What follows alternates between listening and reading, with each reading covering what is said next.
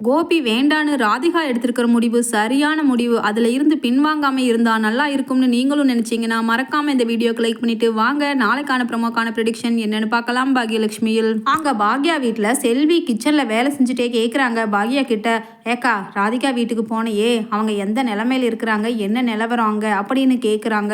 அதுக்கு பாக்யா சொல்றாங்க, நான் பேசினேன்டி, ஆனா ராதிகா உறுதியா சொல்லிட்டாங்க எனக்கு அவர் வேண்டான்னு.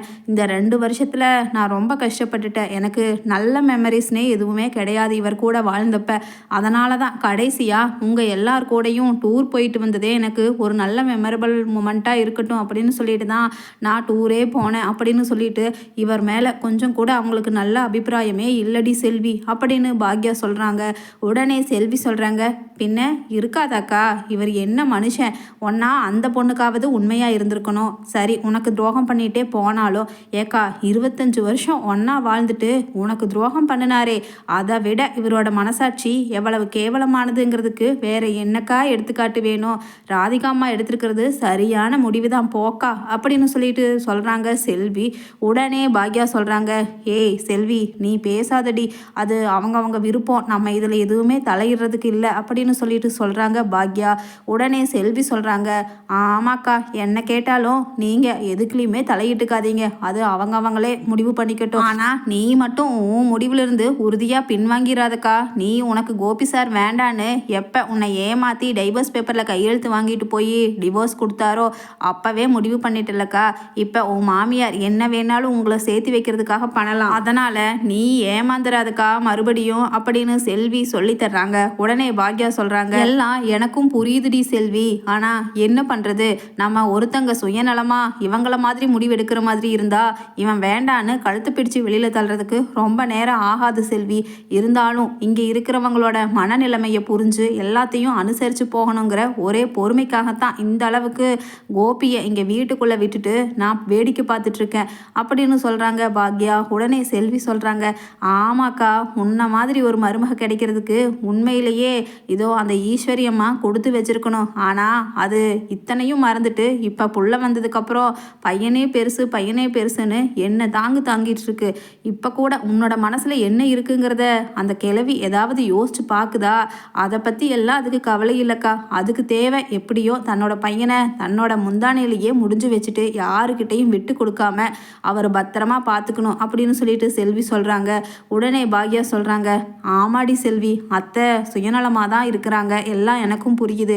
ஆனால் என்ன பண்ணுறது, 25 வருஷம் இந்த வீட்டில் வந்து நானும் வாழ்ந்துட்டேன். அந்த மான மரியாதைக்கு வேண்டி எல்லாத்தையும் பொறுத்து போக வேண்டியதாக இருக்குது. பார்க்கலாம் என்னதான் நடக்குதுன்னு. எல்லாம் காலத்தோட கையில் விட்டுட்டு அவங்க கடமையை செய்ய வேண்டியது தான்டி செல்வி.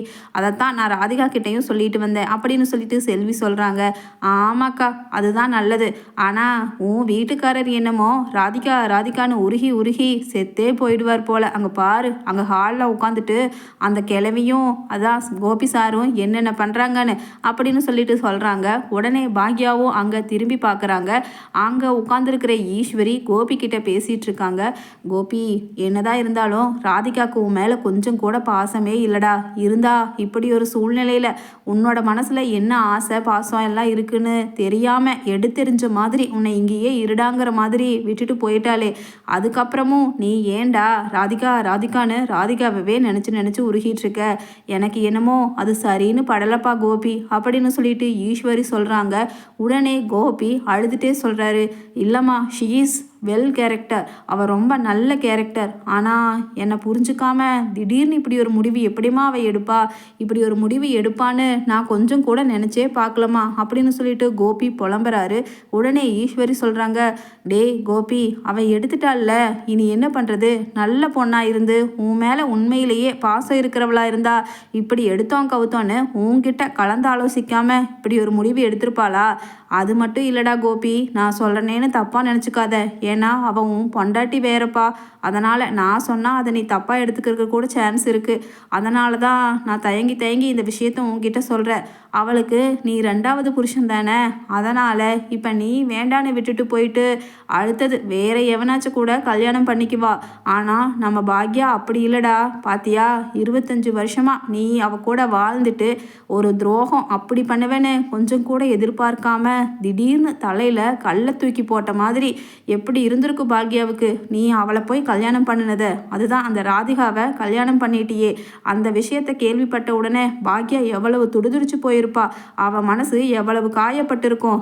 ஆனாலும் அவ நம்ம குடும்பம் வேணும், நான் உங்கள் அப்பா எல்லாம் வயசானவங்க, அவங்கள விட்டுட்டு போகக்கூடாது, அவங்கள பார்த்துக்கணுன்னு எவ்வளவு பக்குவமாக நீ துரோகம் பண்ணாலும் உன்னை பெற்றவங்களை எப்படி கண்ணும் கருத்துமா பார்த்துட்டா தெரியுமா?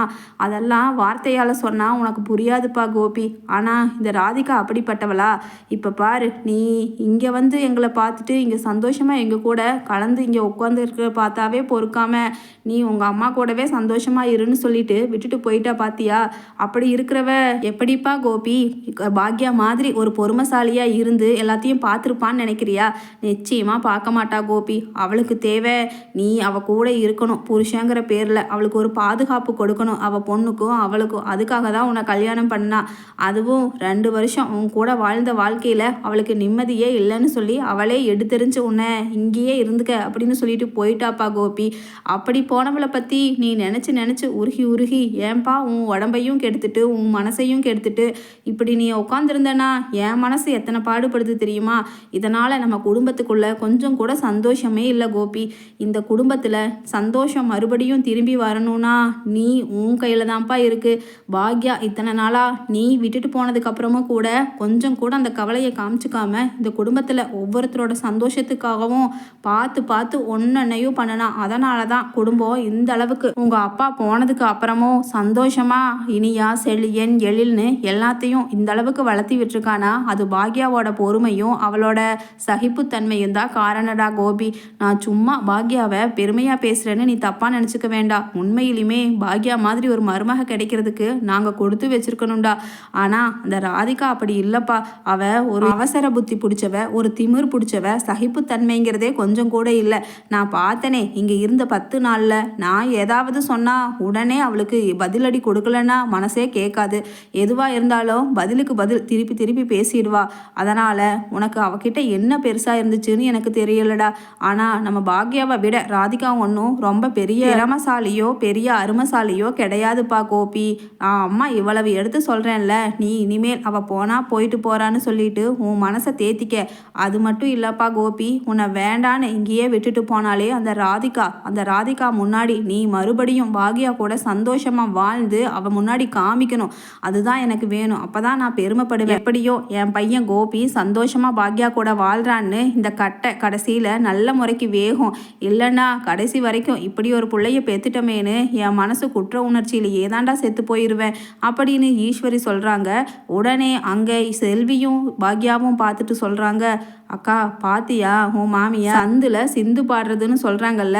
இப்போ ராதிகாமா விட்டுட்டு போன இந்த கேப்லேயே எவ்வளவுக்கு எவ்வளவு அவங்களையும் கோபி சாரையும் பிரிக்க முடியுமோ இதை ஒரு ஆயுதமாக எடுத்துட்டு எப்படி பிரிக்கிறதுக்கு முயற்சி பண்ணுதுன்னு பாரு அப்படின்னு சொன்ன உடனே பாக்யா சொல்கிறாங்க, ஆமாண்டி செல்வி, இந்த அத்தையை என்னால் சுத்தமாக மாற்றவே முடியாது. எனக்கு இருந்த நம்பிக்கையும் போச்சு. இவங்களுக்கா ஒரு அறிவு வேண்டாமா? எப்படி 25 வருஷம் நான் உண்மையாக வாழ்ந்த எனக்கு துரோகம் பண்ணிட்டு போனவரை மறுபடியும் நான் சேர்த்திட்டு வாழணும்னு நினைக்கிறது எவ்வளவு ஒரு முட்டாள்தனம். அது வேணும்னா அவங்க விருப்பமாக இருக்கலாம் செல்வி, ஆனால் என் மனசில் என்ன விருப்பம் இருக்குது அப்படிங்கிறத தெரிஞ்சுக்காம முட்டாள்தனமாக என் கூட அவரை சேர்த்தி வைக்கணும்னு அத்தை நினைக்கிறது எவ்வளவு பெரிய தப்புன்னு எப்படி எனக்கு புரிய வைக்கிறதுனே புரியலை செல்வி அப்படின்னு சொன்ன உடனே செல்வி சொல்கிறாங்க, அக்கா நீ மட்டும் கோபி சார் கூட ஒட்டாமல் எப்பவும் போல நீ வழக்கம் போல் கெத்தா உன்னோட ரெஸ்டாரண்ட்டுக்கு போக்கா, போய் உன்னோட வேலைங்களை பாரு. அதுக்கப்புறம் அதுவே காலமே ஒவ்வொன்றுக்கும் பதில் சொல்லும். அது வரைக்கும் இவர் இங்கேயே இருக்கட்டும்னு விட்டு தொலை, என்ன பண்ணுறது அப்படின்னு 2 பேரும் பேசிட்டு பாக்யா கூப்பிடுறாங்க ஈஸ்வரிய.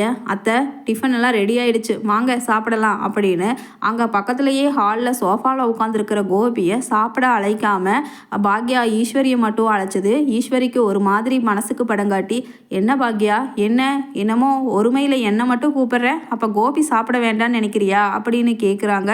உடனே பாக்யா, நான் ஏன் அத்தை அப்படி சொல்ல போகிறேன், நான் என் வழக்கமாக செய்கிற எல்லாத்தையும் செஞ்சு வச்சுட்டேன். சரி உங்களுக்கு பரிமாறுறது என்னோட வழக்கமான கடமை, அதனால தான் கூப்பிட்டேன்.